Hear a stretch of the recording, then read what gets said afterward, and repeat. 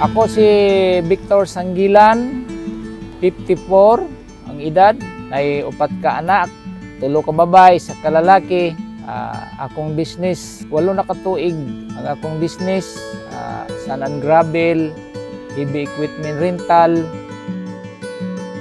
Sawa pag ko, dati empleyado ko sa Lapanday, sa ko ka supervisor sa Lapanday. Sa nagtrabaho pa ko, nagsugod na ko ani pero gamay pa. Akong sakyanan pa to multicab gani, tag 1 cubic lang ang karga. Antod nakapalit ko og mini dam, so naghinahinay pasaka. Antod nakabutang sa kung una-una nga mangutang ko og heavy equipment o dump truck. Utong niduol ko sa Harkon, ang ipautang ko niya. Kaya wa man ko ikakas taon, kaya asa man ko kuha og ikas.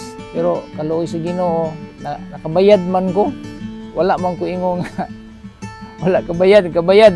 Antod, sige na ko niya pautangon. Daghan akong nakuha kang Harkon.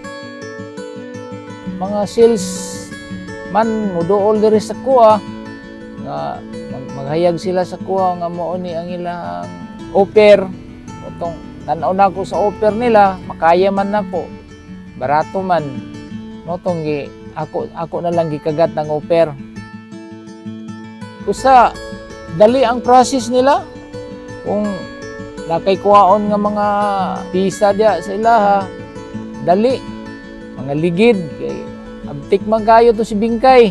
Maka-process man dayon to. Di gyud ingong pud nga taas silang presyo, tama-tama lang pud. Tungod kay Harkon, nabag-o gyud akong kinabuhi kay nakapalit kog mga truck tungod sa yaha kay gipautang man ko niya. Wala man ko nanguwag lain diara sa yaha. Ya, salamat pud ko kay Harkon nga gitaga ni trust siya sa kuha nga gitagaan ko niya kuan nga gipahutang ko niya. Kaluy-an ta sa Ginoo nga si Harkon antod sa antod magpabilin nga supplier sa mga equipment o magpabilin pod ang trust niya sa kuha o dili lang pod sa kuha sa uban nga mga company nga makaprovide siya sa mga unit.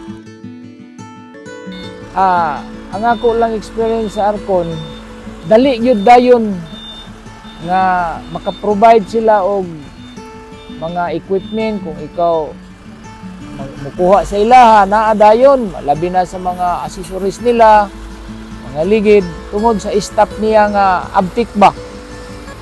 Abtik yung mga staff kay muadto man yun sa balay mo, muduol man yun.